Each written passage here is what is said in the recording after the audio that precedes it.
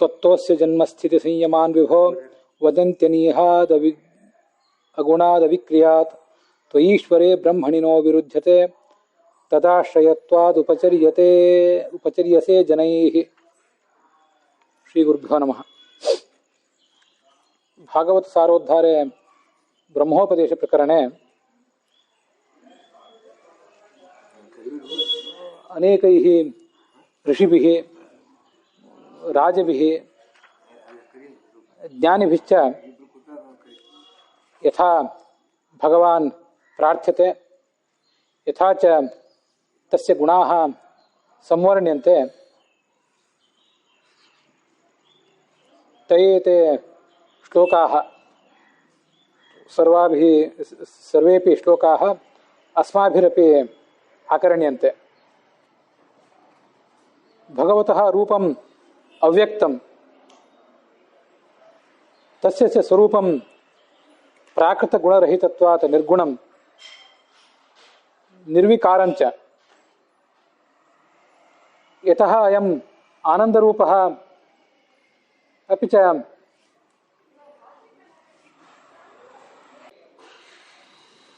यतोऽयं भगवान् स्वयं आनन्दरूपः अन्यांश्च आनन्दयते अत एव तस्य स्वरूपं सत्तामात्रम् इत्यपि गीयते. यतोऽयं ज्ञानप्रकाशं भक्तेषु करोति तेन कारणेन अयमेव अध्यात्मदीपः इत्यपि शब्दते. अत्र 169तमः शतोत्तमः श्लोकः 169ನೇ श्लोक यत्र वसुदेवः कृष्णं जगतः पिता इति वर्णयति. ಭಾಗವತದ 10ನೇ ಸ್ಕಂದದ 4ನೇ ಅಧ್ಯಾಯದಲ್ಲಿ ಬಂದಿರುವಂಥ ಶ್ಲೋಕ. ವಸುದೇವ ಮತ್ತು ದೇವಕಿಯರಿಬ್ಬರು ಕೂಡ ಕೃಷ್ಣನನ್ನ ಸ್ತೋತ್ರ ಮಾಡ್ತಾ ಇದ್ದಾರೆ. ಹಿಂದೊಂದು ಕಡೆ ದೇವಕಿ ಆ ಭಗವಂತನ ಸ್ತೋತ್ರ ಮಾಡಿದ್ರ ಬಗ್ಗೆ ಬಂತು. ಇಲ್ಲಿ ವಸುದೇವ ಕೃಷ್ಣನ ಸ್ತೋತ್ರ ಮಾಡೋದನ್ನ ನೋಡ್ತೇವೆ. ಈ ಜಗತ್ತಿನ ಸೃಷ್ಟಿ, ಅದರ ಪಾಲನೆ ಮತ್ತು ಅದರ ನಾಶ ಅದೆಲ್ಲವೂ ಕೂಡ ನಿರ್ಗುಣನಾದಂಥ ನಿನ್ನಿಂದಲೇ ಆಗುವುದು ಅಂತ ಶಾಸ್ತ್ರಗಳು ಹೇಳ್ತವೆ. ವದಂತಿ ಅನೀಹಾತ್ ಅಗುಣಾತ್ ಅವಿಕ್ರಿಯಾತ್. ನೀನು ನಿರ್ಗುಣನೇ, ಪ್ರಾಕೃತ ಗುಣರಹಿತ. ಸತ್ವರಜ ಸ್ತಮೋ ಗುಣಗಳು ಅಂತೇನು ಪ್ರಕೃತಿಯ ಗುಣಗಳಿವೆ, ಆ ಗುಣಗಳ ಪ್ರಭಾವಕ್ಕೆ ಒಳಪಟ್ಟವನಲ್ಲ. ಆದ್ದರಿಂದ ನೀನು ನಿರ್ಗುಣ. ನಿರ್ಗುಣ ಅಂದಮೇಲೆ ನೀನು ಅವಿಕ್ರಿಯ, ನಿರ್ವಿಕಾರನೂ ಹೌದು. ಪ್ರಕೃತಿಯ ಗುಣಗಳಿಗೆ ಬಲಿಯಾಗುವವನಲ್ಲ. ಆದ್ದರಿಂದ ಪ್ರಕೃತಿಯ ವಿಕಾರವೂ ಕೂಡ ಅವನಲ್ಲಾಗೋದಿಲ್ಲ. ಬಾಲ್ಯ, ಯೌವನ, ಮಧ್ಯವಯಸ್ಸು, ವಾರ್ಧಕ್ಯ, ಸಾವು ಇತ್ಯಾದಿಗಳಿಂದ ನಮ್ಮ ದೇಹದ ಮೇಲೆ ಏನು ವಿಕಾರ ಆಗ್ತದೆ ಮತ್ತು ಆತ್ಮನೂ ಕೂಡ ಅದರ ವೇದನೆಯನ್ನೇನು ಅನುಭವಿಸ್ತಾನಲ್ಲ, ಅಂಥ ಯಾವುದೇ ರೀತಿಯಾದ ವಿಕಾರ ವೇದನೆ ಇಲ್ಲದೇ ಇರುವವನು ಈ ಭಗವಂತ. ಆದ್ದರಿಂದ ಅವನು ಅವಿಕ್ರಿಯ ಮತ್ತು ನಿರ್ವಿಕಾರನೂ ಹೌದು.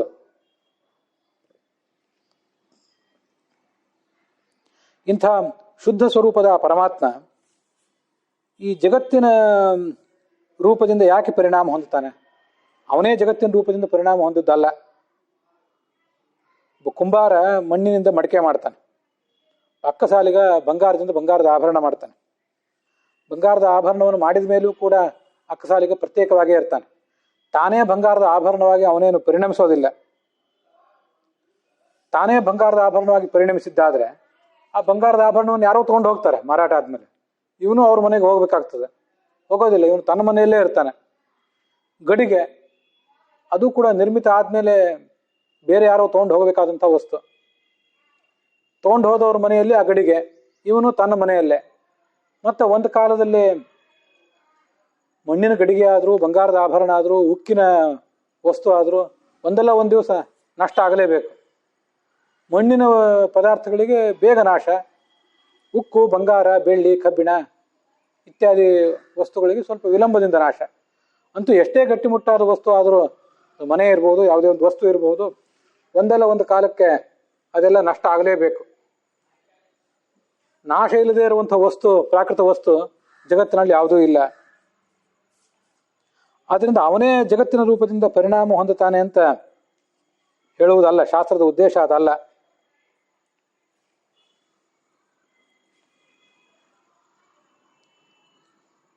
ಭಗವಂತ ಮಾತ್ರ ಈ ಸರ್ವಶಕ್ತನಾದ್ದರಿಂದ ಎಲ್ಲ ಥರದ ನಮ್ಮ ದೃಷ್ಟಿಯಿಂದ ಯಾವುದು ವಿರುದ್ಧವೋ ಅದೆಲ್ಲವೂ ಅವನಲ್ಲಿ ಸಂಗತವೇ. ತ್ವಯೀಶ್ವರೇ ಬ್ರಹ್ಮಣಿ ನೋ ವಿರುದ್ಧತೆ ತದಾಶ್ರಯತ್ವಾತ್ ಉಪಚರ್ಯಸೆ ಜನೈಹಿ. ಭಗವಂತ ಏನನ್ನಾದರೂ ಮಾಡುವ ಶಕ್ತಿ ಇದ್ದವನು. ಏನು ಬೇಕಾದರೆ ಅದನ್ನು ಮಾಡಬಲ್ಲ, ಯಾವುದನ್ನಾದರೂ ಬೇಡ ಅಂತ ಆದರೂ ಬಿಡಬಲ್ಲ. ಈಗ ಹೇಗಿದೆಯೋ ಅದಕ್ಕೆ ವಿಭಿನ್ನವಾಗಿ ಇನ್ನೊಂದು ರೀತಿಯಾಗಿ ಮಾಡುವ ಶಕ್ತಿಯೂ ಅವನಿಗಿದೆ. ಭಗವಂತ ಮೂಲತಃ ನಿರ್ಗುಣನೇ, ಸತ್ವರಜಸ್ತಮೋ ಗುಣಗಳಿಂದ ರಹಿತನೇ. ಆದರೂ ಅವನು ಕಾರಣನಾಗಿರೋದು ಸಾಧ್ಯ ಇದೆ. ಜಗತ್ತಿನ ರೂಪದಲ್ಲಿ ಅವನು ಪರಿಣಾಮ ಹೊಂದದೇ ಇರಬಹುದು. ಅಕ್ಕಸಾಲಿಗ ಬಂಗಾರದ ಆಭರಣ ಏನಾಗೋದಿಲ್ಲ. ಕುಂಬಾರನವನು ತಾನೇ ಗಡಿಗೆ ಆಗೋದಿಲ್ಲ. ಆದರೆ ಗಡಿಗೆಯನ್ನು ನಿರ್ಮಾಣ ಮಾಡಿ ತನ್ನಷ್ಟಕ್ಕೆ ತಾನಿರ್ತಾನೆ. ತನ್ನ ಜೀವಮಾನದಲ್ಲಿ ಒಬ್ಬ ಕುಂಬಾರ ಅನೇಕ ಗಡಿಗೆಗಳನ್ನು ಸೃಷ್ಟಿ ಮಾಡಿರ್ತಾನೆ, ನಿರ್ಲಿಪ್ತನಾಗಿರ್ತಾನೆ. ಅದನ್ನ ಯಾರೋ ತೊಗೊಂಡು ಹೋಗ್ತಾರೆ, ಯಾರೋ ಬೆಲೆ ಕೊಟ್ಟಿರ್ತಾರೆ. ಬೆಲೆ ಕೊಟ್ಟವರ ಸ್ವತ್ತದು ಆ ಮಣ್ಣಿನ ಗಡಿಗೆ. ಬಂಗಾರದ ಆಭರಣವು ಎಷ್ಟೇ ಬೆಲೆ ಬಾಳುವುದಾದ್ರೂ ಅವನು ತನ್ನ ಅಂಗಡಿಯಲ್ಲಿ ಇಟ್ಕೊಂಡು ಕುತ್ಕೊಂಡಿದ್ರು ಕೂಡ ಒಮ್ಮೆ ದುಡ್ಡು ಕೊಟ್ಟ ಮೇಲೆ ಯಾರು ತೊಗೊಂಡು ಹೋಗಿರ್ತಾರೋ ಅವ್ರದ್ದು, ಇವನಿಗೆ ಅದರಿಂದ ಏನಾಗಬೇಕಾಗಿಲ್ಲ. ಹೀಗೆ ಅವನು ಮಾಡಿದ ವ್ಯಕ್ತಿ, ವಸ್ತುಗಳನ್ನು ನಿರ್ಮಾಣ ಮಾಡಿದ ವ್ಯಕ್ತಿ, ಅವನು ನಿರ್ವಿಕಾರನೇ. ಅವನಿಗೆ ಅದರಿಂದ ಏನು ಪರಿಣಾಮ ಆಗಬೇಕಾಗಿಲ್ಲ. ಮನೆ ಕಟ್ಟುವವನು ಮನೆ ಕಟ್ತಾನೆ. ಮನೆ ಕಟ್ಟುವ ತನಕ ಮನೆ ಕಟ್ತಿದ್ದೇನೆ ಅಂತ ಒಂದು ಆಲೋಚನೆ ಅವನಿಗಿರ್ತದೆ. ಮನೆ ಕಟ್ಟಿ ಯಜಮಾನನಿಗೆ ಆ ಮನೆಯನ್ನು ಒಪ್ಪಿಸಿಕೊಟ್ಟ ಮೇಲೆ, ತನಗೆ ಸಿಗಬೇಕಾದ ಪ್ರತಿಫಲ ಸಿಕ್ಕ ಮೇಲೆ ಹೊರಟು ಹೋಗ್ತಾನೆ. ಅಂತಹ ಮನೆಗಳು ಎಷ್ಟೋ ಕಟ್ಟಿರ್ತಾನೆ ತನ್ನ ಜೀವಮಾನದಲ್ಲಿ. ಒಬ್ಬ ಶಿಲ್ಪಿ ಆದವನು, ಅವನು ಆ ವಿಷಯದಲ್ಲಿ ನಿರ್ವಿಕಾರ ಮತ್ತೆ ನಿರ್ಲಿಪ್ತ ಕೂಡ ಹೌದು. ಅದರಂತೆ ಈ ಭಗವಂತನು ಕೂಡ ಜಗತ್ತಾಗಿ ತಾನೇ ಪರಿಣಾಮ ಹೊಂದುತ್ತಾನೆ ಅಂತಲ್ಲ, ಆದರೂ ಜಗತ್ತನ್ನು ಮಾಡಿದ್ದಾನೆ. ನಾವು ಈ ಜಗತ್ತಿನಲ್ಲಿ ಏನಾದರೂ ಮಾಡ್ತೇವಲ್ಲ, ಇದನ್ನ ಹೀಗೆ ಅರ್ಥ ಮಾಡ್ಕೊಳ್ಬೇಕು.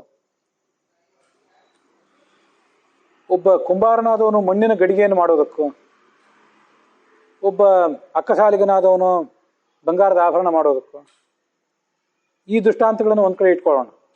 ಇನ್ನೂ ಕೆಲವು ದೃಷ್ಟಾಂತಗಳಿವೆ. ನಾವೇ ಮಕ್ಕಳನ್ನು ಹುಟ್ಟಿಸ್ತೇವೆ, ಮಕ್ಕಳ ಮೂಲಕ ಮೊಮ್ಮಕ್ಕಳನ್ನು ಹುಟ್ಟಿಸ್ತೇವೆ, ಮೊಮ್ಮಕ್ಕಳ ಮೂಲಕ ಮರಿಮಕ್ಕಳನ್ನು ಹುಟ್ಟಿಸ್ತೇವೆ. ಕುಂಬಾರ ಒಬ್ಬ ತಾನು ಗಡಿಗೆಯನ್ನು ಸೃಷ್ಟಿ ಮಾಡಿ ಅದನ್ನ ಬೇರೆ ಯಾರಿಗೂ ಮಾರಿಬಿಡ್ತಾನಲ್ಲ, ಅಷ್ಟು ಸುಲಭ ಅಲ್ಲ. ಮಕ್ಕಳನ್ನು ಹುಟ್ಟಿಸಿದ ಮೇಲೆ, ಮೊಮ್ಮಕ್ಕಳನ್ನು ಕಂಡ ಮೇಲೆ, ಮರಿಮಕ್ಕಳನ್ನು ಕಂಡ ಮೇಲೆ ನಿರ್ಲಿಪ್ತನಾಗಿರುವುದು ಅಷ್ಟು ಸುಲಭ ಅಲ್ಲ. ಆದರೆ ಭಗವಂತನ ವಿಷಯದಲ್ಲಿ ಇದೆಲ್ಲ ಸುಲಭ.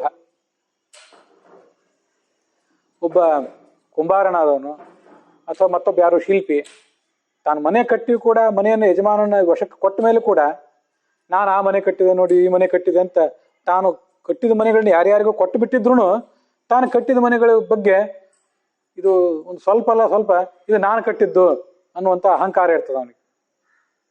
ಮೋಹ ಇರ್ಲಿಕ್ಕಿಲ್ಲ. ಆ ಕಟ್ಟಿದ ಮನೆಯೊಳಗೆ ಇವನಿಗೆ ಯಾರು ಕರೆಯೋದಿಲ್ಲ, ಯಾರು ಪಾಲು ಕೊಡೋದಿಲ್ಲ, ಇವನು ಪಾಲು ಕೇಳೋದು ಇಲ್ಲ, ಇವನು ಕೇಳಿದ ಯಾರು ಕೊಡೋದು ಇಲ್ಲ. ಆದರೂ ತಾನು ಕಟ್ಟಿದ್ದು ಅನ್ನುವಂಥ ಒಂದು ಮೋಹ ಇರ್ತದೆ. ಯಾರಾದರೂ ಹೊಸೊಬ್ಬರು ಮನೆ ಕಟ್ಟಿಸ್ಲಿಕ್ಕೆ ಬಂದರೆ ಎಂತೆಂಥ ಮನೆಗಳನ್ನು ಕಟ್ಟಿದ್ದೀನಿ ಬರ್ರಿ ತೋರಿಸ್ತೇನೆ ಅಂತೇಳಿ ಅದ್ರದ್ದೆಲ್ಲ ಫೋಟೋ ತೆಗೆದು ತೋರಿಸ್ತಾನೆ.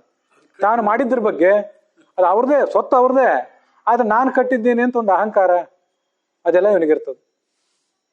ನಾವು ನಮ್ಮ ಮಕ್ಕಳ ಬಗ್ಗೆ, ಮೊಮ್ಮಕ್ಕಳ ಬಗ್ಗೆ, ಮರಿ ಮಕ್ಕಳ ಬಗ್ಗೆ ಎಷ್ಟೆಲ್ಲ ಥರದ ಮೋಹ ಇತ್ಯಾದಿಗಳನ್ನು ಹೊಂದಿರ್ತೇವೆ. ನಮ್ಮ ಮಕ್ಕಳು ಎಷ್ಟು ಬುದ್ಧಿವಂತರು, ಎಷ್ಟು ಪ್ರಯತ್ನಶೀಲರು, ಎಷ್ಟು ಸಜ್ಜನರು ಅಂತ ನಾವು ತಿಳ್ಕೊಂಡೇ ಇರ್ತೇವೆ. ಅದು ವಾಸ್ತವನೂ ಇರಬಹುದು, ವಾಸ್ತವ ಅಲ್ಲದೇನೂ ಇರಬಹುದು. ಪ್ರತಿಯೊಬ್ಬರಿಗೂ ತಮ್ಮ ತಮ್ಮ ಮಕ್ಕಳ ಬಗ್ಗೆ, ಮೊಮ್ಮಕ್ಕಳ ಬಗ್ಗೆ ಅಂತ ಮೋಹ ಇರೋದು ಸಹಜ. ಆದರೆ ಈ ಪರಮಾತ್ಮ ಜಗತ್ತನ್ನು ಸೃಷ್ಟಿ ಮಾಡಿದ್ನಲ್ಲ, ಅವನಿಗೆ ಈ ಸೃಷ್ಟಿಯಿಂದ ಏನೂ ಪ್ರಯೋಜನ ಇಲ್ಲ.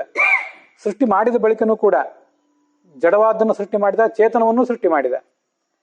ಜಡವಾದ್ದನ್ನು ಹುಟ್ಟಿಸಿದ, ಚೇತನ ವಸ್ತುವನ್ನ, ಜೀವ ಮೊದಲಾದವರು ಏನಿದ್ದಾರಲ್ಲ, ಜೀವ ಇದ್ದಾನಲ್ಲ, ಆ ಜೀವನನ್ನು ಬೇರೆ ಬೇರೆ ಶರೀರದೊಳಗಿಟ್ಟ. ಪ್ರಾಣಿ, ಪಕ್ಷಿ, ಹಾವು, ಆನೆ ಮೊದಲಾದ ಅನೇಕ ಶರೀರದೊಳಗೆ ಅವ್ರನ್ನಿಟ್ಟ. ಜಡಕ್ಕೂ ಒಂದು ರೀತಿ ಸೃಷ್ಟಿಯನ್ನು ಕೊಟ್ಟ, ಚೇತನಕ್ಕೂ ಮತ್ತೊಂದು ರೀತಿ ಸೃಷ್ಟಿಯನ್ನು ಕೊಟ್ಟ. ಈ ಸೃಷ್ಟಿಯಾದಿಗಳಿಂದ ಅವನಿಗೇನು ಪ್ರಯೋಜನವೂ ಇಲ್ಲ. ಇದು ವಿರುದ್ಧ. ಈ ಜಗತ್ತಿನಲ್ಲಿ ಏನೂ ಪ್ರಯೋಜನ ಇಲ್ಲದೆ ಇದ್ರೆ ಯಾರೂ ಏನು ಕೆಲಸ ಮಾಡೋದಿಲ್ಲ, ನಮಗಿದು ಗೊತ್ತಿದೆ.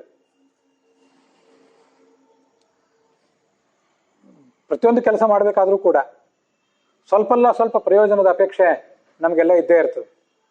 ಒಂದೇನಾದರೂ ವಸ್ತುವನ್ನು ನಿರ್ಮಾಣ ಮಾಡುವುದು, ಮತ್ತೊಂದೇನಾದರೂ, ಇದು ಒಂದು ಮನೆ, ಒಂದು ಬಂಗಾರದ ಆಭರಣ, ಗಡಿಗೆ, ಬಟ್ಟೆ, ಇದನ್ನು ತಯಾರಿಸುವುದು ಒಂದಾಯ್ತು. ಅದಲ್ಲದೆ ಯಾವುದಾದೊಂದು ಗ್ರಂಥವನ್ನು ರಚನೆ ಮಾಡುವುದು, ಒಂದೇನಾದರೂ ವಿಷಯವನ್ನು ನಿರೂಪಿಸುವುದು, ಪ್ರವಚನ ಮಾಡುವುದು, ಇವೆಲ್ಲನೂ ಒಂದೊಂದು ರೀತಿ ಸೃಷ್ಟಿಯೇ. ಕೆಲವು ಮಾತಿನ ಸೃಷ್ಟಿ, ಕೆಲವು ಇಟ್ಟಿಗೆ, ಬಂಗಾರ, ಮರ, ಮುಟ್ಟು ಇತ್ಯಾದಿಗಳಿಂದ ಸೃಷ್ಟಿ. ಏನೂ ಪ್ರಯೋಜನ ಇಲ್ಲದೇನೆ ಸೃಷ್ಟಿ, ಪಾಲನೆ ಇದನ್ನೆಲ್ಲ ಯಾರೂ ಮಾಡೋದಿಲ್ಲ. ಉತ್ಪತ್ತಿ, ಸ್ಥಿತಿ, ಸಂಹಾರ, ನಿಯತಿ, ಜ್ಞಾನಂ, ಆವೃತ್ತಿ, ಬಂಧ, ಮೋಕ್ಷ ಅಂತ ಒಟ್ಟು 8. ಏನನ್ನಾದರೂ ನಾವು ಸೃಷ್ಟಿ ಮಾಡಬೇಕಾದ್ರೆ, ಸೃಷ್ಟಿ ಮಾಡಿದ್ದನ್ನು ನಿಯಂತ್ರಿಸಬೇಕಾದ್ರೆ, ಮತ್ತು ಅದನ್ನು ನಾಶ ಮಾಡಬೇಕಾದ್ರೆ, ಅದನ್ನು ಆಳಬೇಕಾದ್ರೆ, ಮತ್ತೊಬ್ಬರಿಗೆ ಯಾರಿಗಾದ್ರು ಜ್ಞಾನ ಕೊಡಬೇಕಾದ್ರೆ, ಇದಕ್ಕೆ ನಾನು ಏನನ್ನಾದರೂ ಗ್ರಂಥವನ್ನು ರಚಿಸುವುದು, ಏನನ್ನಾದರೂ ಪ್ರವಚನ ಮಾಡುವುದು ಅಂತ ಹೇಳಿದ್ನಲ್ಲ, ಆ ಸೃಷ್ಟಿಯಾದ 8ರಲ್ಲಿ ಜ್ಞಾನನೂ ಸೇರ್ಕೊಂಡಿದೆ. ಅದಕ್ಕಾಗಿ ಇದನ್ನು ಹೇಳ್ತಿದ್ದೇನೆ. ಮನೆ ಕಟ್ಟುವವರು ಉದಾಹರಣೆ, ಬಂಗಾರದ ಆಭರಣ ಮಾಡುವವರು ಉದಾಹರಣೆ ಮಾತ್ರ ಯಾಕೆ ತಗೋಬೇಕು? ಪ್ರವಚನ ಮಾಡುವವರು ಉದಾಹರಣೆ, ಪೂಜೆ ಮಾಡುವವರು ಉದಾಹರಣೆ, ಇವೆಲ್ಲ ಕೆಲಸಗಳೇ ಅಲ್ಲ. ಪ್ರವಚನ ಮಾಡುವವರು, ಗ್ರಂಥ ರಚನೆ ಮಾಡುವವರು, ನಾವು ಇನ್ನೊಬ್ಬರಿಗೆ ಜ್ಞಾನ ಕೊಡ್ತಿರ್ತೀವಿ ಅಂತ ತಿಳ್ಕೊಂಡಿರ್ತಾರೆ. ಜ್ಞಾನ ಕೊಡ್ತಿರುವುದು ಭಗವಂತನೇ ಕೊಡ್ತಿರ್ತಾನೆ. ಅದು ಇವ್ರು ಹೀಗೆಲ್ಲ ತಿಳ್ಕೊಂಡಿರ್ತಾರೆ. ಮತ್ತೆ ಅವರಿಗೆ ಅದರಿಂದ ಏನಾದರೂ ಪ್ರಯೋಜನ ಇದ್ದೇ ಇರ್ತದೆ. ಕೆಲವರಿಗೆ ಹಣ ಬೇಕು ಅಂತ ಹಣದ ಪ್ರಯೋಜನ ಇರ್ತದೆ. ಹಣದ ಪ್ರಯೋಜನ ಇಲ್ಲದೆ ಹೋದರೆ ಹೆಸರಿನ ಪ್ರಯೋಜನ ಆದರೂ ಇರ್ತದೆ. ಮನುಷ್ಯ ಅವನ ಆಸೆ ಎಷ್ಟು ಅವನನ್ನು ನಿಯಂತ್ರಿಸ್ತದೆ ಅಂದರೆ, ಅನೇಕ ಬಾರಿ ಇದನ್ನು ನಾನು ವೈಯಕ್ತಿಕವಾಗಿ ತಮ್ಮಂಥವ್ರ ಜೊತೆ ಮಾತಾಡುವಾಗ ಹೇಳಿದ್ದೇನೆ. ಎಷ್ಟು ಜನರಿಗೆ ನಾನು ಸಹಾಯ ಮಾಡಿದ್ದೇನೆ, ಎಷ್ಟು ಜನರಿಗೆ ಜ್ಞಾನದಾನ ಮಾಡಿದ್ದೇನೆ, ಎಷ್ಟು ಜನರನ್ನು ಶಿಷ್ಯರನ್ನಾಗಿ ಮಾಡ್ಕೊಂಡಿದ್ದೇನೆ, ಇಂಥವೆಲ್ಲ ಸಂಗತಿಗಳು ಕೆಲವರಿಗೆ. ಎಷ್ಟು ದೇಶಗಳನ್ನು ಆಳಿದ್ದೇನೆ, ಎಷ್ಟು ಜನರಿಗೆ ಉಪಕಾರ ಮಾಡಿದ್ದೇನೆ, ಎಷ್ಟು ಜನರಿಗೆ ಧನದಾನ ಮಾಡಿದ್ದೇನೆ ಅಂತ ಇನ್ನು ಕೆಲವರಿಗೆ. 16,000 ಜನರಿಗೆ ಮಾಡಿದ್ದೇನೆ ಅಂತ ಸಂಖ್ಯೆಗಳನ್ನು ಹೇಳ್ಕೊಳ್ಳೋದ್ರಲ್ಲಿ, ನಾವು ಮಾಡಿದ ಕ್ರಿಯೆಗಳ ಸಂಖ್ಯೆಯನ್ನು ಹೇಳ್ಕೊಳ್ಳೋದ್ರಲ್ಲಿ ದೊಡ್ಡ ಆನಂದ ನಮಗೆ.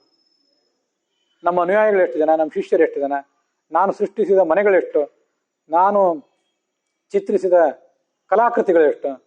ಮನುಷ್ಯನಿಗೆ ಇಂಥವೆಲ್ಲ ಭ್ರಾಂತಿಗಳಿರ್ತವೆ. ಪ್ರತಿಯೊಬ್ಬನಿಗೂ ಸ್ವಲ್ಪ ಆಸೆ ಒಳಗೆ ಇದ್ದೇ ಇರ್ತದೆ ಅಂತ ಹೇಳಿದ್ನಲ್ಲ. 10,000 ಜನ, 100 ಜನ, 1000 ಜನ, 10,000 ಜನ, ಲಕ್ಷ ಜನ ನಾನು ಮಾಡಿದ್ದನ್ನೆಲ್ಲ ನೋಡ್ತಾರೆ ಅನ್ನೋದೊಂದು ಒಂದೊಂದು ಆಸೆ, ಅಂಥದ್ದೊಂದು ಭ್ರಮೆ. ಅದನ್ನು ಮೆಚ್ಚುತ್ತಾರೆ ಅವರು ಅಂತ ಒಂದು ಭ್ರಮೆ. ಕೆಲವು ಸರಿ ಆ ಹೆಸರಿನ ಆಸೆ ಎಷ್ಟು ದಟ್ಟವಾಗಿ ಅವನನ್ನು ಕಾಡ್ತದೆ ಅಂದರೆ, 16,000 ಜನ, ಲಕ್ಷಾಂತರ ಜನ ನಾನು ಮಾಡಿದ ಸಾಧನೆಯನ್ನು ನೋಡ್ದಿದ್ರೇನಂತೆ. ಕೆಲವು ಜನ ನಾನು ಮಾಡಿದ ಸಾಧನೆಯನ್ನು ನೋಡ್ತಿದ್ದಾರೆ. ಅವರೆಲ್ಲ ಬಹಳ ಬುದ್ಧಿವಂತರು, ಬಹಳ ಪ್ರಾಜ್ಞರವರು. ಅಂಥ ಪ್ರಾಜ್ಞರಾದಂಥ ಕೆಲವರು, ವಿವೇಕಿಗಳಾದಂಥ ಕೆಲವರು ನಾನು ಮಾಡಿದ ಸಾಧನೆಯನ್ನು ಗುರುತಿಸಿದ್ದಾರೆ ಅಂತ ಇವನಿಗೆ ಭ್ರಮೆ ಬಂದ್ಬಿಡ್ತದೆ. 1000 ಜನ ನನ್ನನ್ನು ನೋಡಿದ್ದಾರೆ, ಲಕ್ಷಾಂತರ ಜನ ನನ್ನನ್ನು ನೋಡಿದ್ದಾರೆ, ನಾನು ಬಹಳ ಪ್ರಸಿದ್ಧನಾಗಿದ್ದೇನೆ ಅಂತ ಕೆಲವರಿಗೆ ಇರ್ತದಲ್ಲ. ಒಂದು ದೀಪಸ್ತಂಭ, ಯಾವುದೋ ಒಂದು ದೊಡ್ಡ ಗೋಪುರ 1000 ಜನರ ಕಣ್ಣಿಗೆ ಕಾಣಿಸ್ತಿರ್ತದೆ. ನಾನು ದೀಪಸ್ತಂಭದಂತೆ ಇಲ್ಲದೆ ಇರ್ಬೋದು, ಗೋಪುರದಂತೆ ಇಲ್ಲದೆ ಇರ್ಬೋದು, ಹಿಮಾಲಯ ಎಲ್ಲರಿಗೂ ಕಾಣಿಸ್ತದೆ ಅದರಂತೆ ನಾನು ಇಲ್ಲದೆ ಇರ್ಬೋದು, ಎಲೆಮರೆಕಾಯಿಯಂತೆ ಇದ್ದೇನೆ ಅಂತ ಇವನಿಗೆ ಭ್ರಮೆ ಬಂದ್ಬಿಡ್ತದೆ. ಎಲೆಮರೆಕಾಯಿಯಂತೆ ಇದ್ದಾನೆ ಈ ಮನುಷ್ಯ ಅಂತ ಇವನನ್ನು ಗುರುತಿಸ್ಬೇಕು ಜನ. ನಾನು ಎಲೆಮರೆಕಾಯಿ ಅಂತ ಇದ್ದೇನೆ ಅಂತನೂ ಜನ ಗುರುತಿಸ್ಬೇಕು. ಆ ಮೂಲಕ ನನಗೆ ಸಂತೋಷ ಆಗಬೇಕು, ನನಗೊಂದು ಆತ್ಮ ತೃಪ್ತಿ ಆಗಬೇಕು ಅಂತೆಲ್ಲ ಭ್ರಮೆ ಪಟ್ಟು ಬಿಡ್ತಾನೆ. ಏನೂ ಆಸೆ ಇಲ್ಲದೇನೆ ನಮ್ಮಂಥವ್ರು ಶ್ರವಣ ಮಾಡುವುದು ಸಾಧ್ಯ ಇಲ್ಲ, ಪ್ರವಚನ ಮಾಡುವುದು ಸಾಧ್ಯ ಇಲ್ಲ, ಮನನ, ಧ್ಯಾನ, ದೇವಪೂಜೆ ವ್ಯಾಪಾರ, ವ್ಯವಹಾರ, ಉದ್ಯೋಗ, ಮದುವೆ ಮಾಡಿಕೊಳ್ಳುವುದು, ಮದುವೆ ಮಾಡುವುದು ಯಾವುದೂ ಕೂಡ ನಮ್ಮಂಥವ್ರಿಗೆ ಸಾಧ್ಯ ಇಲ್ಲ. ಇದು ಯಾಕೆ ಇಷ್ಟನ್ನು ಹೇಳ್ತಿದ್ದೇನೆ ಅಂದರೆ, ಇದು ಯಾವ ಅಪೇಕ್ಷೆ ಇಲ್ಲದೇನೋ ಅದನ್ನು ಮಾಡ್ತಿದ್ದಾನಲ್ಲ. ನಮಗೆ ಆಸೆ ಎಲ್ಲ ಹಣದ ಆಸೆ, ಹೆಸರಿನ ಆಸೆ ಪೂರ್ಣವಾಗಿ ಹೋಗಿದೆ ಅಂತ ನಾವು ತಿಳ್ಕೊಂಡ್ರು ನಮ್ಮ ಬಗ್ಗೆ ಇನ್ನೊಬ್ರು ಹಾಗೆ ತಿಳ್ಕೊಂಡ್ರು ಕೂಡ ನಾ ಇನ್ನೂ ಹೋಗಿಲ್ಲ, ಸ್ವಲ್ಪ ಇದ್ದೇನೆ ಅಂತ ಅದು ತಲೆ ಎತ್ತಿರ್ತದೆ ಅವಾಗ. ಇದು ನಮ್ಮ ವ್ಯಕ್ತಿತ್ವ. ಅಂಥದ್ರಲ್ಲಿ ಏನೂ ಪ್ರಯೋಜನ ಇಲ್ಲದೆ ಆ ಕೆಲಸಗಳನ್ನು ಮಾಡ್ತಾನಲ್ಲ. ಹೇಗೆ ಮಾಡ್ತಾನೆ? ನಮ್ಮಂಥವ್ರ ದೃಷ್ಟಿಯಲ್ಲಿ ಇದು ಸಾಧ್ಯನೇ ಇಲ್ಲ. ಸ್ವಲ್ಪ ಬೇರೆ ಥರದ್ದು ಒಂದಲ್ಲ ಒಂದು ಪ್ರಯೋಜನ ಇದ್ದೇ ಇರಬೇಕು. ನಮಗದರಿಂದ ಸಂತೋಷ ಆಗಬೇಕು, ನಮಗದರಿಂದ ತೃಪ್ತಿ ಆಗಬೇಕು. ಈ ಹಿಂದೆ ಇಲ್ಲದೇ ಇದ್ದ ತೃಪ್ತಿ ಈಗ ಆಗಬೇಕು. ಆದರೆ ಭಗವಂತನಿಗೆ ಮಾತ್ರ ಅಂಥದ್ದು ಯಾವುದೇ ಪ್ರಯೋಜನವೂ ಇಲ್ಲ.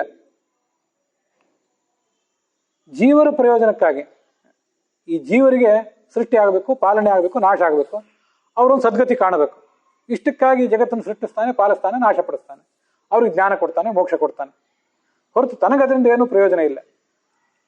ಸೃಷ್ಟ್ಯಾಧಿಕಂ ಹರಿರ್ನೈವ ಪ್ರಯೋಜನ ಅಪೇಕ್ಷಿತು ಕುರುತೆ ಕೇವಲ ಆನಂದಾತ್ ಯಥೋನ್ಮತ್ತಸ್ಯ ನರ್ತನಂ ಅಂತ ಬ್ರಹ್ಮಸೂತ್ರ ಭಾಷ್ಯದಲ್ಲಿ ಒಂದು ಪ್ರಮಾಣ ಹೇಳ್ತಾರೆ. ಭಗವಂತ ಸೃಷ್ಟಿ, ಪಾಲನ, ನಾಶ ಇತ್ಯಾದಿಗಳನ್ನು ಮಾಡುವುದು ಯಾವುದೇ ಪ್ರಯೋಜನಕ್ಕಾಗಿ ಅಲ್ಲ, ಯಾವುದೇ ಆನಂದವನ್ನು ಪಡ್ಕೊಳ್ಳುವುದಕ್ಕಾಗಿ ಅಲ್ಲ. ಇದ್ದ ಆನಂದದ ಅಭಿವ್ಯಕ್ತಿ ಅಷ್ಟೇ ಅದು. ಈ ಜಗತ್ತಿನಲ್ಲಿ ಇಬ್ಬರು ಇದ್ದಾರೆ, ಅವರು ಏನು ಪ್ರಯೋಜನ ಇಲ್ಲದೆ ಇದ್ರೂ ಈ ಕೆಲಸಗಳನ್ನು ಮಾಡ್ತಾರೆ. ಒಂದು ತುದಿಗೆ ಒಬ್ಬ ಹುಚ್ಚ ಇದ್ದಾನೆ, ಮತ್ತೊಂದು ತುದಿಗೆ ಭಗವಂತ ಇದ್ದಾನೆ, ನಡುವೆ ನಾವಿದ್ದೇವೆ. ಭಗವಂತನನ್ನ ಆ ಹುಚ್ಚನಿಗೆ ಹೋಲಿಸಬಹುದು. ಹೇಗೆ ಹುಚ್ಚನಿಗೆ ಹೋಲಿಸಬಹುದು ಅಂದರೆ, ಅದು ಬ್ರಹ್ಮಸೂತ್ರ ಭಾಷೆಯಲ್ಲಿ ಬಂದಿರೋದೇ ಹಾಗಿದೆ. ಯಥಾ ಉನ್ಮತ್ತಸ್ಯ ನರ್ತನಂ ಅಂತ. ಹುಚ್ಚ ಆದವನು ನರ್ತನ ಮಾಡ್ತಿರ್ತಾನೆ ಅಥವಾ ಸಂಗೀತ ಹಾಡ್ತಿರ್ತಾನೆ. ನನ್ನನ್ನು ನಾ ಹಾಡಿದ್ದನ್ನು ನೋಡಿ, ನಾನು ಕುಣಿದದ್ದನ್ನು ನೋಡಿ ನನಗೆ ಯಾರಾದರೂ ಪ್ರಶಸ್ತಿ ಕೊಡಲಿ, ನನಗೆ ಯಾರಾದರೂ ಸಂಭಾವನೆ ಕೊಡಲಿ, ಗುರುತಿಸಲಿ ಅಂತ ಅವನಿಗೇನೂ ಅಪೇಕ್ಷೆ ಇರೋದಿಲ್ಲ. ನೀವು ಯಾರು ಗುರುತಿಸಿದ್ರೂ ಸರಿಯೇ, ಗುರುತಿಸದೇ ಇದ್ರೂ ಸರಿಯೇ, ಅವನ ಮೇಲೆ ಕಲ್ಲು ಹೊಡೆದ್ರೂ ಸರಿಯೇ, ಹುಚ್ಚ ಅಂತ ಅವನನ್ನು ಹೀಗಳಿದ್ರೂ ಸರಿಯೇ, ತಾನು ಕುಣಿದೇ ಕುಣಿತಿರ್ತಾನೆ, ತಾನು ಹಾಡೋದು ಹಾಡೇ ಹಾಡ್ತಾನೆ. ನಡರಾತ್ರಿ ಆದರೂ ಹಾಡ್ತಾನೆ, ಹಗಲು ಮಧ್ಯಾಹ್ನ 12-1 ಗಂಟೆ ಆದರೂ ಹಾಡ್ತಾನೆ, ಯಾರು ಕೇಳಿದ್ರು ಹಾಡ್ತಾನೆ, ಕೇಳದೇ ಇದ್ರೂ ಹಾಡ್ತಾನೆ. ಯಾಕೆ? ಅದೊಂದು ಸ್ವಭಾವ ಅಷ್ಟೆ. ಹಾಗೆ ಭಗವಂತ ಅಂತ ಉದಾಹರಣೆ ಕೊಡ್ತಾರೆ. ಹಾಗಾದ್ರೆ ತಮ್ಮ ಒಳಗಿನ ಆನಂದದ ಅಭಿವ್ಯಕ್ತಿಯ ರೂಪವಾಗಿ, ತನ್ನ ಸ್ವಭಾವದ ಅಭಿವ್ಯಕ್ತಿ ಆ ರೂಪವಾಗಿ ಕೆಲಸ ಮಾಡುವವರೊಬ್ಬ ಹುಚ್ಚ, ಒಬ್ಬ ಭಗವಂತ. ಈ ನಡುವೆ ನಾವಿದ್ದೇವಲ್ಲ, ಈ ಕಡೆ ನಾವು ಪೂರ್ಣ ಹುಚ್ಚರೂ ಅಲ್ಲ, ಪೂರ್ಣ ಭಗವಂತನಂತೆ ಪ್ರಾಜ್ಞರೂ ಅಲ್ಲ. ಭಗವಂತನಂತೆ ಪ್ರಾಜ್ಞರಲ್ಲ, ಭಗವಂತನಂತೆ ಸರ್ವಜ್ಞರಲ್ಲ ಅನ್ನೋದು ಆ ಕಡೆ ಇರಲಿ. ನಮಗೇನಾದರೂ ಒಂದಿಷ್ಟು ಅಪರೋಕ್ಷ ಜ್ಞಾನ ಆದರೂ ಆಗಿದೆಯೇನೋ, ನಾವೇನಾದರೂ ಸ್ಥಿತಪ್ರಜ್ಞರಾದರೂ ಆಗಿದ್ದೇವೇನೋ, ಅದೂ ಆಗಿಲ್ಲ. ಅದಕ್ಕಿಂತಲೂ ಕೆಳಗೆ ಇದ್ದೇವೆ ನಾವು. ಪೂರ್ಣ ಆ ಕಡೆ ಹುಚ್ಚನಂತೆನೂ ಇಲ್ಲ, ಪೂರ್ಣ ಬುದ್ಧಿವಂತರೂ ಅಲ್ಲ, ನಡುವಿದ್ದೇವೆ. ಎಷ್ಟು ಮೂಢತಮೋಲೋಕೆ ಎಷ್ಟು ಬುದ್ಧೇ ಪರಂಗತಃ ಉಭೌತೌ ಸುಖಮೇದೇತೆ ಕ್ಲಿಶ್ಯತ್ಯಂತರಿತೋ ಜನ ಅಂತ ಭಾಗವತದಲ್ಲಿ ಒಂದು ಮಾತು ಹೇಳ್ತಾರೆ. ಮೂಢ ಅಂದ್ರೆ ಮೂರ್ಖ, ಮೂಢತಮ ಅಂದ್ರೆ ಅತ್ಯಂತ ದೊಡ್ಡ ಮೂರ್ಖ. ಮೂಢತರ ಮೂಢತಮ, ದೊಡ್ಡ ಮೂರ್ಖ. ಅವನು ಬಹಳ ಸುಖವಾಗಿರ್ತಾನೆ. ಮತ್ತೆ ಎಷ್ಟು ಬುದ್ಧೇ ಪರಂಗತಃ, ತಿಳ್ಕೊಳ್ಬೇಕಾದ ಎಲ್ಲಾ ವಿಷಯಗಳನ್ನು ಶಾಸ್ತ್ರದ ಮೂಲಕ ತಿಳಿದಿದ್ದಾನೆ. ಮಾನಸ ಅಪರೋಕ್ಷವನ್ನು ಪಡ್ಕೊಂಡಿದ್ದಾನೆ. ಮಾನಸ ಅಪರೋಕ್ಷ ಸ್ಥಿರ ಅಲ್ಲ ಅಂತ ತಿಳ್ಕೊಂಡು ಸ್ವರೂಪ ಅಪರೋಕ್ಷ ಪಡ್ಕೊಂಡಿದ್ದಾನೆ. ಮುಕ್ತಿಗೆ ಇನ್ನೇನು ಹೋಗಬೇಕು ಅಥವಾ ಹೋಗಿಲ್ದೇ ಇರ್ಬೋದು. ಅಂಥವನು ಬುದ್ಧೇ ಪರಂಗತ ಅವನು. ಅವರಿಬ್ರು ಸುಖವಾಗಿರ್ತಾರೆ. ನಡುವೆ ನಮ್ಮಂಥವ್ರು ಏನಿರ್ತೀವಲ್ಲ, ಕ್ಲಿಶ್ಯತಿ ಅಂತರಿತೋ ಜನ, ನಡುವಿರುವ ನಾವೆಲ್ಲ ಹಣಕ್ಕಾಗಿ, ಹೆಸರಿಗಾಗಿ ಒಂದಲ್ಲ ಒಂದು ರೀತಿಯಿಂದ ಚಡಪಡಿಸ್ತಾ ಇರ್ತೀವಿ, ಪರಿತಪಿಸ್ತಾ ಇರ್ತೀವಿ. ನಮಗಿರುವಂಥ ಆ ಹಣ ಮತ್ತು ಹೆಸರಿನ ಆಸೆ, ನಮ್ಮನ್ನು ಜನ ಗುರುತಿಸ್ಬೇಕು ಅನ್ನುವಂಥ ಆಸೆ ನಡುವೆ ಅಲ್ಲಲ್ಲಿ ತಲೆ ಎತ್ತಿರ್ತದೆ. ತನ್ನ ಕೆಟ್ಟ ಮುಖವನ್ನು ಅದು ತೋರಿಸ್ತಾ ಇರ್ತದೆ. ನಾವು ಬಹಳ ಶುದ್ಧರಾಗಿದ್ದೇವೆ ಅಂತ ನಾವು ತಿಳ್ಕೊಂಡಿರ್ತೇವೆ, ಅದ್ರಾಗಿರೋದಿಲ್ಲ. ಆದ್ರೆ ಅವನು ಅನೀಹ, ನಾವ್ಯಾರು ಅನೀಹರಲ್ಲ. ಭಕ್ತರಿಗೆ ಉಪಯೋಗ ಆಗಲಿ ಅಂತ ಈ ಸೃಷ್ಟಿಯಾದಿಗಳನ್ನು ಮಾಡ್ತಾನೆ. ತದಾಶ್ರಯತ್ವಾತ್. ಅವನು ಸತ್ವಗುಣದ ಮೂಲಕವಾಗಿ ಜಗತ್ತನ್ನು ಪಾಲಿಸ್ತಾನೆ, ರಜೋಗುಣದ ಮೂಲಕವಾಗಿ ಜಗತ್ತನ್ನು ಸೃಷ್ಟಿಸ್ತಾನೆ ಬ್ರಹ್ಮನಾಗಿ, ತಮೋಗುಣದ ಮೂಲಕವಾಗಿ ತಾನೇ ಶಿವನಾಗಿ ಜಗತ್ತನ್ನ ಪ್ರಳಯದ ಕಡೆ ತಗೊಂಡು ಹೋಗ್ತಾನೆ ಕೂಡ. ಇದು ಅಂಥದ್ದು ರೂಪ ಇದು. ಬ್ರಹ್ಮಣಿ ಬ್ರಹ್ಮರೂಪೋಸೌ ಶಿವರೂಪಿ ಶಿವೇ ಸ್ಥಿತ ಸ್ವಯಂ ಚ ವಿಷ್ಣು ರೂಪೇಣ ತಿಷ್ಠತ್ತಿ ಜನಾರ್ದನ ಅಂತ ಅವನನ್ನೇ ಹೇಳ್ತಾರೆ. ಇಷ್ಟನ್ನೆಲ್ಲ ನೀನು ಮಾಡಿದ್ದೆ, ಅವತಾರ ಮಾಡಿದ್ದೆ, ಯಾತಕ್ಕಾಗಿ ಮಾಡಿದ್ದೆ? ಜನ ಇದನ್ನು ನೋಡಬೇಕು ಅಂತಲ್ಲ. ದೇವಸ್ಯೇಷು ಸ್ವಭಾವೋಯಂ ಆಪ್ತ ಕಾಮಸ್ಯ ಕಾಸ್ಪೃಹ ಅಂತ ಉಪನಿಷತ್ತು ಹೇಳ್ತದೆ. ಇದು ಭಗವಂತನ ಸ್ವಭಾವ, ಸೃಷ್ಟಿ ಮಾಡುವುದು, ಪಾಲಿಸುವುದು, ನಾಶ ಮಾಡೋದು, ಇದೆಲ್ಲ ಅವನ ಆಪ್ತ ಕಾಮ. ಎಲ್ಲವನ್ನೂ ಹೊಂದಿ ಆಗಿದೆ, ಅವನಿಗೇನು ಸ್ಪೃಹಾನೂ ಇಲ್ಲ. ನಯಸ್ಯ ವಧ್ಯೋ ನ ಚ ರಕ್ಷಣೀಯ ನೋಪೇಕ್ಷಣೀಯ ಧರಣೀಯ ಪಕ್ಷ ಅಥಾಪಿ ಸರ್ಗಸ್ಥಿತಿ ಸಂಯಮಾರ್ಥಂ ಧತ್ತೆ ರಜಃ ಸತ್ವತಮಾಂಸಿ ಕಾಲೇ ಅಂತ ಮುಂದೆ 170ನೇ ಶ್ಲೋಕ. ಇದು 8ನೇ ಸ್ಕಂದದಲ್ಲಿ ಬಂದ ಮಾತು. ಚತುರ್ಮುಖ ಬ್ರಹ್ಮ ದೇವತೆಗಳಿಗೆ ಹೇಳಿದಂಥ ಮಾತದು. ದೂರ್ವಾಸರು ಒಂದು ಬಾರಿ ಶಾಪ ಕೊಟ್ಬಿಟ್ಟಿದ್ರಂತೆ ದೇವತೆಗಳಿಗೆ. ಅವರ ಐಶ್ವರ್ಯ ಎಲ್ಲ ಹಾಳಾಗಿ ಹೋಗಿತ್ತು. ದೂರ್ವಾಸರ ಹತ್ರ ಭಗವಂತನಿಗೆ ಅರ್ಪಿಸಿದಂಥ ಒಂದು ಹೂವಿನ ಮಾಲೆ ಇತ್ತು. ಅವರು ಅದನ್ನು ಇಟ್ಕೊಂಡು ಬರ್ತಾ ಇದ್ರು. ಬರುವಾಗ ಮಾರ್ಗ ಮಧ್ಯದಲ್ಲಿ ಅವರಿಗೆ ಇಂದ್ರ ಕಾಣಿಸಿದ. ಇಂದ್ರ ಐರಾವತದ ಮೇಲೆ ಕುತ್ಕೊಂಡಿದ್ದ. ಈ ಮಾಲೆಯನ್ನ ಆ ದೂರ್ವಾಸರು ಆ ಐರಾವತಕ್ಕೆ ಕೊಟ್ಟರು. ಇಂದ್ರನಿಗೆ ಕೊಟ್ಟರು. ಇಂದ್ರ ಅದನ್ನ ಐರಾವತಕ್ಕೆ ಕೊಟ್ಟ. ಆ ಐರಾವತ ಏನ್ ಮಾಡಿತ್ತು? ಅದು ಮದೋನ್ಮತ್ತ. ಆ ಹೂವಿನ ಮಾಲೆಯನ್ನ, ಭಗವಂತನ ಪ್ರಸಾದವಾದ ಹೂವಿನ ಮಾಲೆಯನ್ನ ನೆಲಕ್ಕೆ ಹಾಕಿ ಅದನ್ನು ತುಳಿದು ಬಿಡ್ತು. ಭಗವಂತನ ಪ್ರಸಾದ ಅಂತ ಕೊಟ್ಟಿದ್ದೇನೆ, ತಲೆಯ ಮೇಲೆ ಅದನ್ನು ಮುಡ್ಕೋಬೇಕಾಗಿತ್ತು, ಈ ತಿರಸ್ಕಾರ ಮಾಡಿಬಿಟ್ರಲ್ಲ, ನಿಮ್ಮ ಐಶ್ವರ್ಯ ಎಲ್ಲ ಹಾಳಾಗಿ ಹೋಗಲಿ, ದೇವತೆಗಳು ಐಶ್ವರ್ಯ ಹಾಳಾಗಿ ಹೋಗಲಿ, ದೈತ್ಯರು ಬಂದು ನಿಮ್ಮನ್ನು ಸದೆ ಬಡಿಯಲಿ ಅಂತ ಶಾಪ ಕೊಟ್ಬಿಟ್ರು. ಆಗ ದೇವತೆಗಳು ಚತುರ್ಮುಖ ಬ್ರಹ್ಮನಿಗೆ ಮೊರೆ ಹೋದರು. ಆಗ ಅವನು ಅವರಿಗೆಲ್ಲ ಸಮಾಧಾನ ಹೇಳಿದ. ಭಗವಂತನನ್ನ ನಾವೆಲ್ಲರೂ ಶರಣ ಹೋಗೋಣ, ಅವನು ಎಲ್ಲದಕ್ಕೂ ಪರಿಹಾರ ಹೇಳ್ತಾನೆ. ಭಗವಂತ ಯಾರನ್ನು ಕೊಲ್ಲಬೇಕಾಗಿದೆ? ಅವನು ಯಾರನ್ನು ಕೊಲ್ಲಬೇಕಾಗಿಲ್ಲ. ನಯಸ್ಯ ವಧ್ಯ. ಭಗವಂತ ರಾಮನಾಗಿ ಬಂದಾಗ, ಕೃಷ್ಣನಾಗಿ ಬಂದಾಗ, ವರಾಹ ನರಸಿಂಹ ಆಗಿ ಬಂದಾಗ ಅನೇಕ ಶತ್ರುಗಳನ್ನು ಕೊಂದ, ಇಲ್ಲ ಅಂತಲ್ಲ. ಆದರೆ ನಾವು ಒಬ್ಬರನ್ನು ಕೊಲ್ಲುವುದಕ್ಕೂ ಭಗವಂತ ಒಬ್ಬರನ್ನು ಕೊಲ್ಲುವುದಕ್ಕೂ ವ್ಯತ್ಯಾಸ ಇದೆ. ನಾವು ಯಾರನ್ನಾದರೂ ಕೊಲ್ಲುವಾಗ ಕೊಲ್ಲದೆ ಹೋದ್ರೂ ಕೊಲ್ಲುವಷ್ಟು ಸಿಟ್ಟು ಅವನ ಮೇಲೆ ಬರ್ತದಲ್ಲ, ವಿಪರೀತ ಸಿಟ್ಟು ಬಂದಿರ್ತದೆ. ಇದೆಲ್ಲ ಯಾಕೆ? ಇದ್ರ ಹಿಂದೆ ನಮ್ಮದೊಂದು ಸ್ವಾರ್ಥ ಇರ್ತದೆ. ನಮ್ಮ ಇಚ್ಛೆಗೆ ತಕ್ಕಂತೆ ಅವರು ನಡೆದಿರೋದಿಲ್ಲ, ನಮಗೇನೋ ತೊಂದರೆ ಮಾಡಿರ್ತಾರೆ. ಇಂತಹ ನೂರಾರು ಸಮಸ್ಯೆಗಳಿರ್ತವೆ. ನಮಗೆ ಆ ವ್ಯಕ್ತಿ ಬಗ್ಗೆ ಅಗಾಧವಾದ ಕೋಪ ಬಂದು ಅವನನ್ನು ಕೊಂದೇ ಬಿಡಬೇಕು. ರಟ್ಟೆ ಬಲ ಇದ್ರೆ ಕೊಂದೇ ಬಿಟ್ಟೆವು, ಆದ್ರೆ ಅಷ್ಟು ಬಲ ಇಲ್ಲ, ಕೊಂದು ಬಿಡುವಷ್ಟು ಸಿಟ್ಟು ಮಾತ್ರ. ಇಷ್ಟಾದರೂ ನಮಗೆ ಬಂದಿರ್ತದೆ. ಅಂತೂ ನಮ್ದೊಂದು ಸ್ವಾರ್ಥ ಇರ್ತದೆ. ನಮ್ಮ ಅಹಂಕಾರಕ್ಕೆ, ನಮ್ಮ ವ್ಯಕ್ತಿತ್ವಕ್ಕೆ ಅವನೇನೋ ಅನಾದರ ಮಾಡಿರ್ತಾನೆ, ಧಕ್ಕೆ ತಂದಿರ್ತಾನೆ, ಏನೋ ಆಗಿರ್ತದೆ, ದೈಹಿಕವಾಗಿಯೋ ಮಾನಸಿಕವಾಗಿಯೋ ತೊಂದರೆ ಮಾಡಿರ್ತಾನೆ. ಅದಕ್ಕೆ ಅವನನ್ನು ಕೊಂದು ಬಿಡಬೇಕು ಅಂತ ಇವನಿಗೆ ಅಪೇಕ್ಷೆ ಇರ್ತದೆ. ಭಗವಂತ ಹಿರಣ್ಯಕಶಿಪುವನ್ನು ನರಸಿಂಹನಾಗಿ ಕೊಲ್ಲುವಾಗ, ಹಿರಣ್ಯಾಕ್ಷನನ್ನ ವರಾಹ ಆಗಿ ಕೊಲ್ಲುವಾಗ, ರಾವಣ ಕುಂಭಕರ್ಣರನ್ನ ರಾಮನಾಗಿ ಕೊಲ್ಲುವಾಗ, ಶಿಶುಪಾಲದಂತ ವಕ್ರರನ್ನ ಕೃಷ್ಣನಾಗಿ ಕೊಲ್ಲುವಾಗ, ಇಂಥದ್ದು ಯಾವುದೇ ಸ್ವಂತದ ಅಭಿಪ್ರಾಯ, ಇಂಥವ್ರು ನನಗೆ ತೊಂದರೆ ಮಾಡಿದ್ದಾರೆ, ಇವ್ರ ಮೇಲೆ ಸೇಡ್ ಇಟ್ಕೊಳ್ಬೇಕು, ಇವ್ರನ್ನ ಕೊಲ್ಲಬೇಕು, ಇಂಥ ಆಲೋಚನೆ ಯಾವತ್ತೂ ಕೂಡ ಅವನಿಗಿಲ್ಲ. ಇನ್ಯಾರನ್ನಾದ್ರೂ ಕಾಪಾಡಬೇಕು, ನಮಗೆ ಯಾರ್ಯಾರನ್ನೋ ಕಾಪಾಡಬೇಕು ಅಂತ ಇರ್ತದೆ. ಯಾರನ್ನು ಕಾಪಾಡಬೇಕು ಅಂದ್ರೆ ನಮ್ಮವರು, ಅವರು ಕೆಟ್ಟವರೇ ಆಗಿರಲಿ, ದುರ್ಜನರೇ ಆಗಿರಲಿ, ತಪ್ಪೇ ಮಾಡಿರಲಿ, ನಮ್ಮವ್ರ ಮೇಲೆ ಅವ್ರನ್ನ ನಾವು ಕಾಪಾಡಬೇಕು ಅನ್ನುವಂಥ ಅಭಿಪ್ರಾಯಗಳೆಲ್ಲ ಹೊಂದಿರ್ತೇವೆ. ಭಗವಂತ ಯಾರನ್ನಾದ್ರೂ ಕಾಪಾಡುವಾಗ ತಪ್ಪು ಮಾಡಿದವನನ್ನು ಆ ಥರ ಕಾಪಾಡ್ತಾನೆ ಅಂತಲ್ಲ. ಬೇಕಾಬಿಟ್ಟಿಯಾಗಿ ಯಾರನ್ನೂ ಕಾಪಾಡೋದಿಲ್ಲ, ಬೇಕಾಬಿಟ್ಟಿಯಾಗಿ ಯಾರನ್ನು ಕೊಲ್ಲೋದೂ ಇಲ್ಲ. ಯಾರನ್ನಾದ್ರೂ ಸೃಷ್ಟಿ ಮಾಡಬೇಕು ಅಂತ ಅಪೇಕ್ಷೆ ಪಟ್ರೆ ಬೇಕಾಬಿಟ್ಟಿಯಾದ ಸೃಷ್ಟಿ ಅಲ್ಲ, ಬೇಕಾಬಿಟ್ಟಿಯಾದ ಪಾಲನೆ ಇಲ್ಲ, ಬೇಕಾಬಿಟ್ಟಿಯಾಗಿ ಉಪೇಕ್ಷೆ, ಅವನ್ನ ನಿರ್ಲಕ್ಷಿಸುವುದು ಅದೂ ಇಲ್ಲ. ಯಾರನ್ನಾದರೂ ಆಧರಿಸಬೇಕು, ನಾವು ಯಾರಿಗಾದರೂ ಗೌರವ ಕೊಡ್ತೇವೆ. ಯಾಕೆಂದ್ರೆ ಅವರಿಂದ ಆಗಬೇಕಾದ ಕೆಲಸ ನಮಗೇನೋ ಇರ್ತದೆ. ಪ್ರತಿಯೊಂದು ಕಡೆನೂ ನಮ್ಮ ಸ್ವಾರ್ಥ ನಮ್ಮನ್ನು ನಿಯಂತ್ರಿಸ್ತಾ ಇರ್ತದೆ. ಭಗವಂತ ಯಾರೋ ಭಕ್ತರನ್ನ ಪ್ರೀತಿಸ್ತಾನೆ, ಬನ್ನಿ ಅಂತ ತನ್ನ ಕಡೆಗೆ ಸೆಳ್ಕೋತಾನೆ. ಇಂಥ ಏನು ಕೆಲಸ ಮಾಡಿದ್ರು ಅವನಿಗೆ ಇಂಥ ಸ್ವಾರ್ಥ ಏನೂ ಇಲ್ಲ.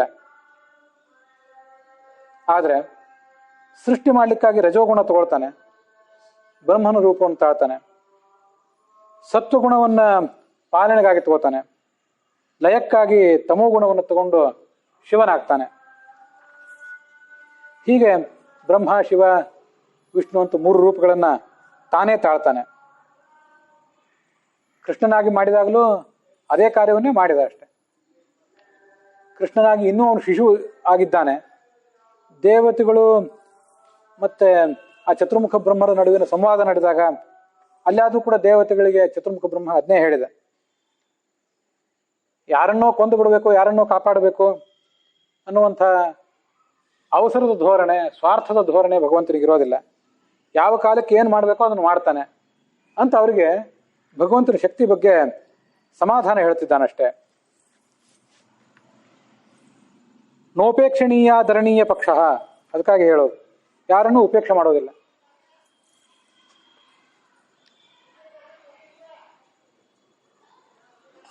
ಅಯಂತು ತಸ್ಯ ಸ್ಥಿತಿ ಪಾಲನ ಕ್ಷಣ ಸತ್ವಂ ಜುಷಾಣಸ್ಯ ಭವಾಯ ದೇಹಿನಾಂ ತಸ್ಮಾತ್ ವ್ರಜಾಮಹ ಶರಣಂ ಜಗದ್ಗುರುಂ ಸ್ವಾನಾಂ ಸನೋಧಾಸ್ಯತಿ ಶಂ ಸುರಪ್ರಿಯ.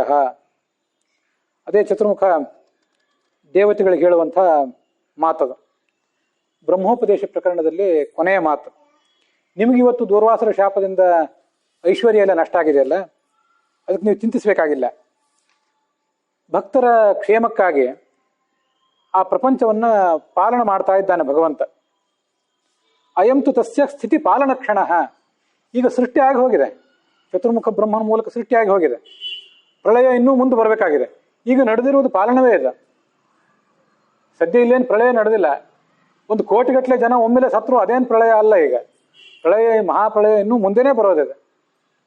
ಅಲ್ಲಲ್ಲಿ ಮಕ್ಕಳು ಹುಡ್ತಾ ಇದ್ದಾರೆ, ಮಕ್ಕಳು ಹುಡ್ತಾರೆ, ಮೊಮ್ಮಕ್ಕಳು ಹುಡ್ತಾರೆ, ಮರಿಮಕ್ಕಳು ಹುಡ್ತಾರೆ. ಅದೇನು ದೊಡ್ಡ ಸೃಷ್ಟಿಯೂ ಅಲ್ಲ. ದೊಡ್ಡ ಪ್ರಮಾಣದ ಸೃಷ್ಟಿ ಈಗಾಗಲೇ ಆಗಿ ಹೋಗಿದೆ. ಆದ್ರಿಂದ ಸೃಷ್ಟಿ ಆಗಿದೆ, ಈಗ ನಡೀತಿರುವುದು ಸೃಷ್ಟಿಯ ವಿಸ್ತಾರ ಮಾತ್ರ. ಪ್ರಳಯ ಮುಂದಾಗೋದಿದೆ. ಆ ಪ್ರಳಯದ ಹಂತಗಳು, ಆರಂಭದ ಕೆಲವು ಮೆಟ್ಟಲುಗಳು ಮಾತ್ರ ಈಗ ನಮ್ಗೆ ಕಾಣಿಸ್ತಿರೋದು.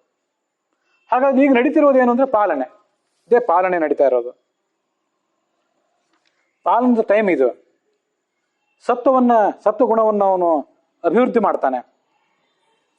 ಸತ್ವಗುಣವನ್ನು ಅಭಿವೃದ್ಧಿ ಮಾಡಿ ಭಕ್ತರಾದವರಿಗೆ ಜ್ಞಾನ ಕೊಡ್ತಾನೆ, ಅವರನ್ನು ಕಾಪಾಡ್ತಾನೆ.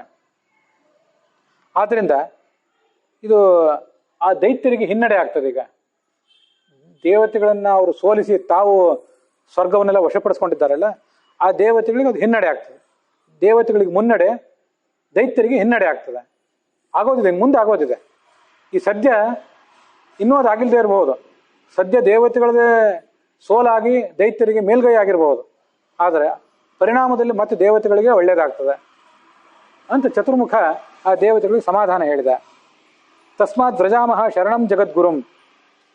ನಾವು ಆ ಭಗವಂತನನ್ನ, ಜಗದ್ಗುರುವಾದಂತಹ ಭಗವಂತನನ್ನ, ಉಳಿದವ್ರನ್ನ ಜಗದ್ಗುರುಗಳು ಅಂತ ಹೇಳಿದ್ರೆ ಯಾವ ಜಗತ್ತಿಗೆ ಗುರುಗಳು ಹೇಗೆ ಅಂತೊಂದು ಅದಕ್ಕೊಂದು ಸೀಮಾ ಇರ್ತದೆ, ಮಿತಿ ಇರ್ತದೆ. ಯಾವುದೇ ಮಿತಿ ಇಲ್ಲದೆ ಸಂಪೂರ್ಣವಾಗಿ ಜಗದ್ಗುರು, ಮೂಲಭೂತ ಗುರು ಅಂತಂದ್ರೆ ಭಗವಂತ ಮಾತ್ರ. ಸ್ವಾನಾಂ ಸನೋಧಾಸ್ಯತಿ ಶಂ ಸುರಪ್ರಿಯ. ಅವನು ಸಜ್ಜನರು, ಭಕ್ತರು ಅಂತ ಏನಿದ್ದಾರೆ, ತನ್ನ ಭಕ್ತರು, ಅವ್ರನ್ನ ಕಾಪಾಡ್ತಾನೆ. ಅವರಿಗೆ ಪಕ್ಷಪಾತಿ, ಅವರಿಗೆ ಏನು ಕೊಡಬೇಕೋ ಅದನ್ನು ಕೊಡ್ತಾನೆ. ಅಲ್ಲಿಗೆ 171ನೇ ಶ್ಲೋಕ ಸಮಾಪ್ತ ಆಗ್ತದೆ ಬ್ರಹ್ಮೋಪದೇಶ ಪ್ರಕರಣದ್ದು. ಅದು ಯಾಕೆ ಮಹತ್ವದ ಶ್ಲೋಕ ಅಂದ್ರೆ, ದೇವತೆಗಳು ತಮ್ಮ ಸ್ವರ್ಗದ ಸಾಮ್ರಾಜ್ಯ ಕಳ್ಕೊಂಡ್ರು, ದುರ್ವಾಸರ ಶಾಪ ಇತ್ತು. ಈ ದೇವತೆಗಳು, ರಾಕ್ಷಸರು, ಅವರ ನಡುವಿನ ಯುದ್ಧ, ಸಂಪತ್ತನ್ನು ಕಳ್ಕೊಳ್ಳುವುದು, ಮತ್ತೆ ಸಂಪತ್ತನ್ನು ಪಡೆಯುವುದು, ಇದೆಲ್ಲ ಏನಿದೆ, ರಾಮಾಯಣ, ಮಹಾಭಾರತ, ಭಾಗವತ ಇತ್ಯಾದಿ ಗ್ರಂಥಗಳೇನಿವೆ, ಅದು ನಮ್ಮ ಜೀವಮಾನದಲ್ಲೂ ನಡೆಯುವಂಥ ಸಂಗತಿಗಳೇ. ಯಾವತ್ತು ನಮ್ಮ ವ್ಯಕ್ತಿತ್ವದಲ್ಲೂ ಕೂಡ ಕೆಲವು ಬಾರಿ ದುರ್ಗುಣಗಳೇ ಮೇಲ್ಗೈ ಪಡಿತವೆ, ದುರ್ಗುಣಗಳು ವಿಜೃಂಭಿಸ್ತಿರ್ತವೆ, ದುರ್ಗುಣಗಳೇ ದೈತ್ಯರು, ಸದ್ಗುಣಗಳು ಮಲ್ಕೊಂಡ್ಬಿಟ್ಟಿರ್ತವೆ. ಅಂಥದ್ದೊಂದು ಪರಿಸ್ಥಿತಿ ಇರ್ತದೆ. ಆವಾಗ ಹಾಗೇನಾದರೂ ಆದಾಗ, ಅಥವಾ ನಮಗೆ ಬೇರೆ ಯಾರಿಂದಾದರೂ ಏನಾದರೂ ಹಿನ್ನಡೆ ಆದಾಗ, ಸೋಲಾದಾಗ ನಮಗೆಲ್ಲ ಒಂದು ಆಲೋಚನೆ ಇರ್ತದೆ, ನಾವು ಭಗವದ್ ಭಕ್ತರು, ನಮ್ಗೆ ಯಾಕೆ ಹೀಗಾಯ್ತು ಅಂತ ಎಲ್ಲರಿಗೂ ಅನಿಸ್ತಿರ್ತದೆ.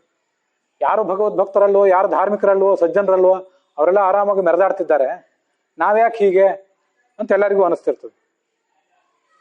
ಧರ್ಮರಾಜನಿಗೆ ಅನಿಸಿತ್ತದ, ಮಹಾಭಾರತದಲ್ಲಿ ಅದು ಬಂದಿದೆ.